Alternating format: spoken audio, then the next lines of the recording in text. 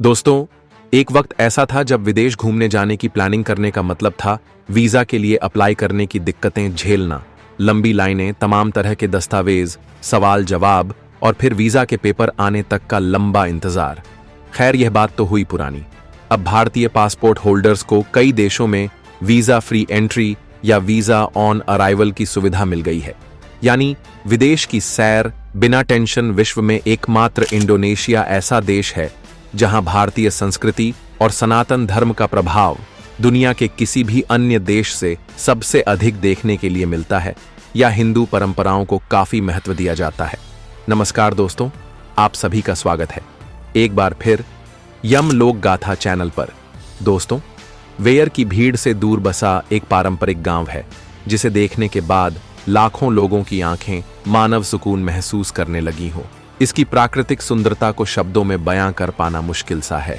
आपको यकीन करना थोड़ा मुश्किल होगा कि वेयर बोर गांव समुद्र तल से 1200 मीटर की ऊंचाई पर बसा हुआ है और दुनिया में ऐसी कम ही जगह है जो इतनी ज्यादा ऊंचाई पर बसाई गई है। इसीलिए तो वेयर बोर गांव को बादलों के ऊपर बसा हुआ गांव कहा जाता है। इंडोनेशिया कई द्वीपों से मिलाकर बना देश है और उन्हीं में से एक द्वीपों की श्रृंखला है फ्लोरेस आइलैंड। दोस्तों, नुस्खा सिंगारा द्वीप समूह में आता है। साल 2012 27 अगस्त को यूनेस्को द्वारा इस गांव को इसकी परंपरा के अनुसार टॉप अवार्ड से बैंकॉक में सम्मानित किया गया था। इस गांव के सबसे मुख्य विशेषता है इनके अनोखे घर, जिन्हें ये लोग बार बार यूनियाल कहते हैं।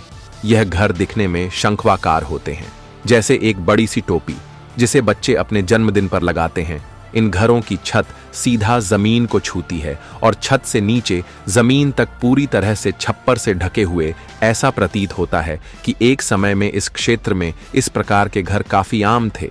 लेकिन आज यह केवल यही गांव है जो ठेठ मगर आई पारंपरिक घर को बनाए रखता है, जिसके बिना यह अनोखे घर पूरी तरह से बेकार हो जाते हैं। दोस्तों, इन घरों को 5 भागों में बांटा गया है, जिसमें हर एक भाग अपने खास चीज के लिए, जैसे कि पहला भाग जिससे ये लोग लूट हो या टेंट कहते हैं, यहाँ परिवार रहते। दूसरे भाग को ये लोगों कहते हैं जहाँ खाना और दूसरे सामान को रखा जाता है। दूसरे भाग को लेंटर कहा जाता है और यह हिस्सा अगली फसल के बीजों को रखने के लिए इस्तेमाल किया जाता है। चौथे भाग को लैंप पा कहा जाता है, जिसे सूखे से बचने के लिए खाद्य पदार्थ रखने के लिए इस्तेमाल किया जाता है।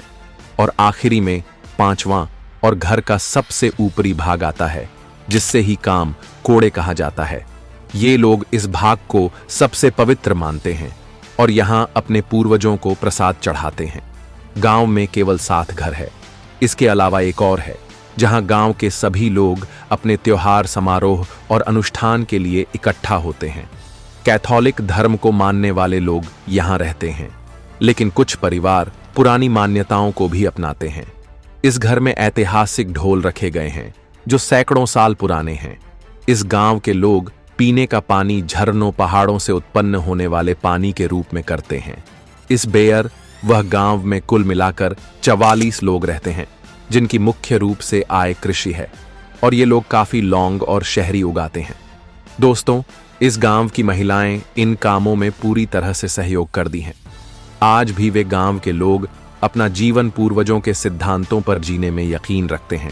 यहां आपको कोई भी मशीन, मोबाइल, इंटरनेट, सड़क और गाड़ी नहीं देखने को मिलेगी। आज भी लोग सैकड़ों साल पहले के तरीकों को अपनाते हुए प्रकृति के सहारे ही जीते हैं। गांव के लोग मक्का चावल खाना पसंद करते हैं